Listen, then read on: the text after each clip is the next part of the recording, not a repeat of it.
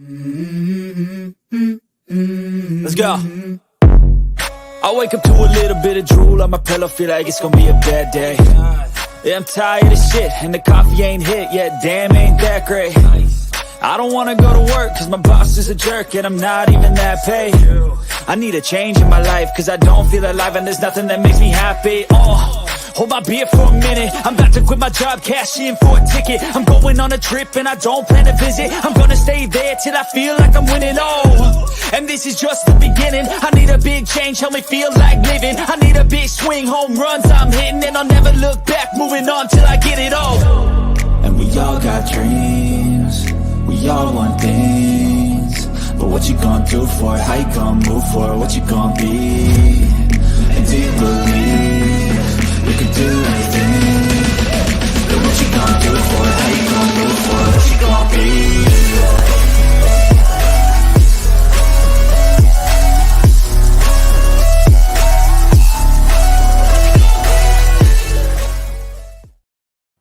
All right, what's up, everyone? Welcome to another edition of Unscripted. I'm going to be host and producer this evening, Logan Landers, and joining me, we have a full slate today. First off, the man who said he's going to start looking like a Viking, our famed Houston Astros connoisseur, Jay McLovin. What's up, man? Hey, I am doing well. The Nordic lives. It lives, Logan. It's living, and today is the first day of my new Viking lifestyle. You've heard it here first, folks. Mark it down September the 5th, 2023. Jay has just said that. God, we love it. Up next, a guy who came in at the intro was playing, actually, behind the scenes, always coming in clutch, though. Frankie the Yankee. What's up, man? What's going on, everybody? What the hell is that, Jay? What's Hey, on wait. your head? You got the fresh cut? Hey, this time next year, and Logan, mark this on your calendar, please. This time next year, this hairdo will be down to my butt, and Melanie's going to braid it all the way back. It's going to be fantastico. Mark it down also that this time next year, Frankie will have that hairstyle without the middle part.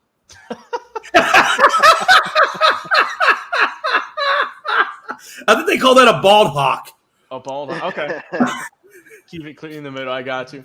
And lastly, joining us back from his vacation, glad to have him back on the program. It's our guy, stat guy, Dustin Reese. What's up, brother? Oh, not much. Life is good. How was everyone? Doing good, man. Doing good. Glad to be here. Well, hey, before we get into our close to home segment where I'll talk about our favorite teams, please go check us out on social media at the following platforms: Facebook at Unscripted, formerly Twitter, now it's called X, Unscripted Guys. Frankie's doing work over there. TikTok, I'm over there, Unscripted Sports, as well as Unscripted Sports on YouTube and on Twitch. So like I mentioned, let's get into it, fellas. It is time for our close to home segment where we can air all of our grievances or talk about our teams in whatever manner we want.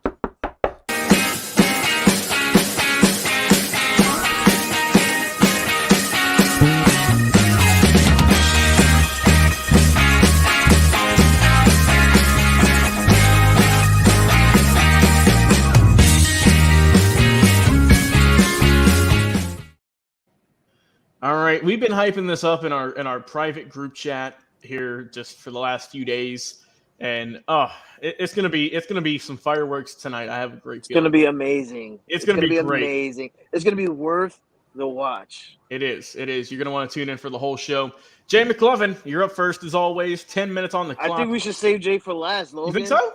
I think we got a lot to say. Have him wait. Yeah, I think I'll go last. Let Frankie go. Then I'll take it last. That's fine. All right. Oh, hey, I don't mind switching things up. All right, Frankie. Mine would be quick. Go ahead. Mine would be quick and simple. Okay. Okay. And as everybody can see, I changed my logo back. I changed my name back. I went on to football a couple of weeks ago once preseason started, and I decided to come back and open the doors to my heart of the New York Yankees. And my boys did really well in the last 10 games on the road in Tampa, in Detroit, and in Houston. And now we are coming back home to face Detroit again. And all I can say is, wow, it is about time Brian Cashman and Aaron Boone just gets their heads out their asses and call up these young bucks in the minor leagues. Jason Dominguez, Austin Wells, Everson Peraza, you got Oswald Cabrera. It's just so many young guys that were in the in the minor leagues that were ready to get the call up, and they have shown out this past weekend in Houston. I'm so proud of my boys and how what they're doing right now. Yes, we're still in last place. Yes, we're still under 500 by one game, and now we got a 3-game series up against Detroit. So don't be surprised if the Yankees go back over 500, Jay. But we are still in last place. We're not that far out of the wild card. Technically, we're about, I'd say, 4 or 5 games out of the third spot of the wild card where Toronto holds their hold on that part.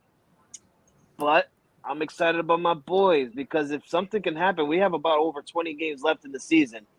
The September month have just started. There is so much baseball left into play, and we've seen many Cinderella stories happen. The Philadelphia Phillies last year, they ended up on the outside looking in, ended up actually making it in there as a wild card team and making it to the World Series, and they didn't even have a good record. I'm not sitting here saying that the Yankees can go ahead and go to the World Series. I'm not sitting here saying that the Yankees are going to make it to the playoffs. All I'm sitting here saying is to watch out, keep your eyes open, don't get too shocked because we've seen stories like this happen before in baseball. We really have. Right now, the Yankees are sitting at 68 and 69, fifth place of the AL East. About 4 games, 3.5 games behind the Boston Red Sox. We do have a series coming up soon with the Boston Red Sox, and we also have another series coming up soon with the Toronto Blue Jays. So these are 2 very important series that the Yankees need to focus on if they need or if they have the enough fight in them to make it or fight for the wild card spot in the AL. And I think now with the young Bucks coming up and getting rid of some of the old talent, I feel like this is just the moment that the Yankees need. And if we don't make it, I'll be okay with it. It's fine. We don't deserve to be there after the year we had. But just looking at these young star players that got called up just goes to show. And Jay said it to me last night when we were talking off screen. Sometimes you have to go to your farm system. Sometimes you have to go to these players that's been around your team, around these players, and know the system well of the New York Yankees. And I like what they've done. I like what they're doing, and I hope that we could see all these young players play a full season by next year. Other than that, I'm really happy. That's my end of Close to Home segment. Oh, and before I go, I just got to say it. Pull out the brooms because the Yankees swept the Astros. Jay, you got to hold on for just a little bit more because we're going to go talk about some Chicago teams with our guy, Dustin Reese. Dustin, the floor is yours, my friend. Well, for the first time in 4 years, the Chicago Cubs are not only competitive, but they are right in the middle of the NL Central race at 2.5 games back. They are also in sole possession of that number 2 wild card spot, 3 games clear of the number 3 wild card spot, and 2 games back of Philadelphia for that top spot in the wild card. They're 74 and 64. First time they've been 10 games above 500 since the 2019 season before they went on an 11-game losing streak, and pretty much that was that. But it's not the record. It's not the way they've been playing. It's what they've done to get to this point that they're at. Sitting at the end of May, heading into June, you had a team that was 12 games under 500. A team that was tied for last in the Central League Central with the St. Louis Cardinals and basically had no sense of direction, no idea where the franchise was going, and everyone was kind of questioning the plan going forward. Then all of a sudden you get to June and they start to play a little better. You get towards the All-Star break and they start to play a little better, but they were still kind of in that position where they wanted to be buyers, but they were sitting in a spot where realistically they should do a lot more selling as opposed to buying.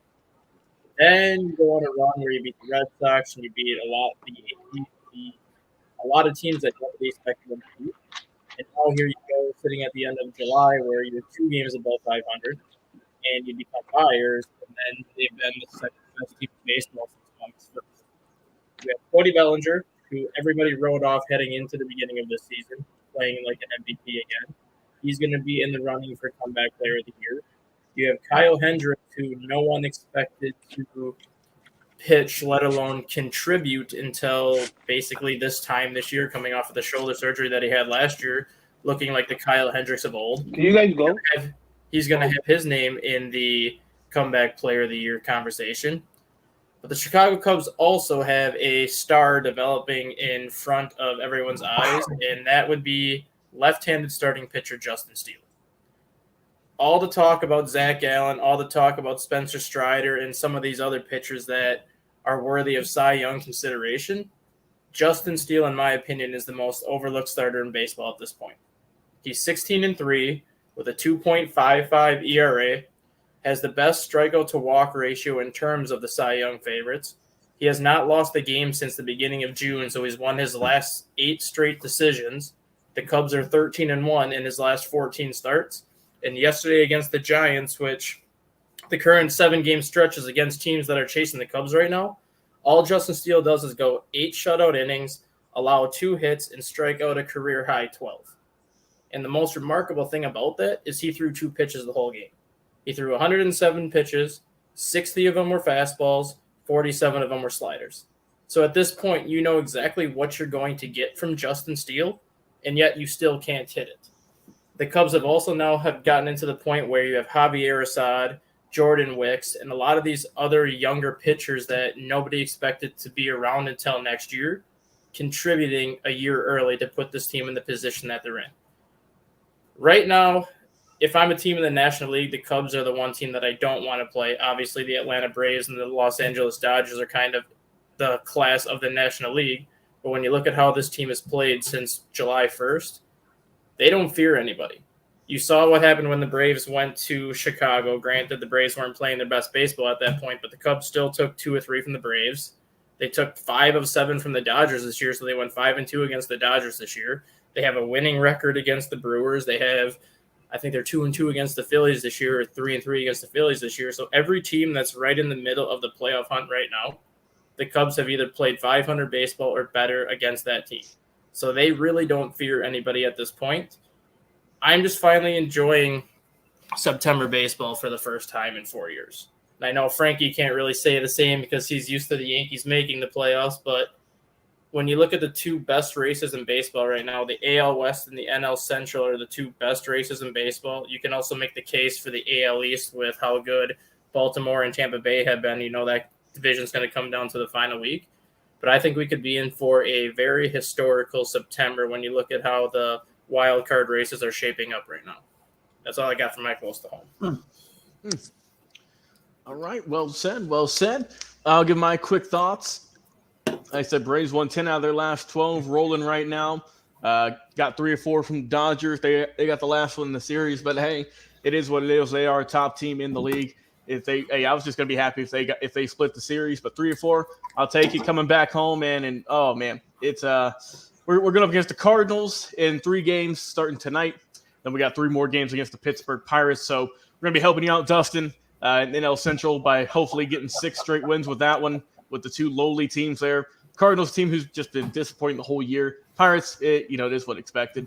Yeah, everyone's rolling right now, man. We're just hitting the ball as we should be. The pitching's getting better and better. I would say, though, I don't want us to peak too early. It seems like we're kind of trending in that direction. Still, obviously, the best record in baseball, but I don't want us to hit our stride right now and then cool off come, the end of September going into October. So if we hit a little bit of a snag here, obviously, it's all going to be good. As long as we get things right by the end of the month, that's really what I'm looking forward to, and seeing how this team can continue to get better. And man, Ronald Acuna the other night, first player in MLB history with 30 home runs and 60 stolen bases. So we got to witness history. No one's ever done that before. We'll see if someone can do it in the near future. Got married that morning, and then he did that later on the night, so he had a tremendous day all around. But yeah, man, everyone's rolling right now. Pitching staff's looking solid, and hopefully we can keep it coming towards the playoffs. So that's all I got, man. I'm doing good. And like I said, go Braves. All right, Jay. Real reason we did this segment. Jay had some harsh words for his Astros yesterday. He was contemplating if they'd even make the playoffs. I said, Jay, you're 1 game out. And so Jay, I know you're going to have 10 minutes of frustrations vented. So go ahead, but just remember, keep it clean.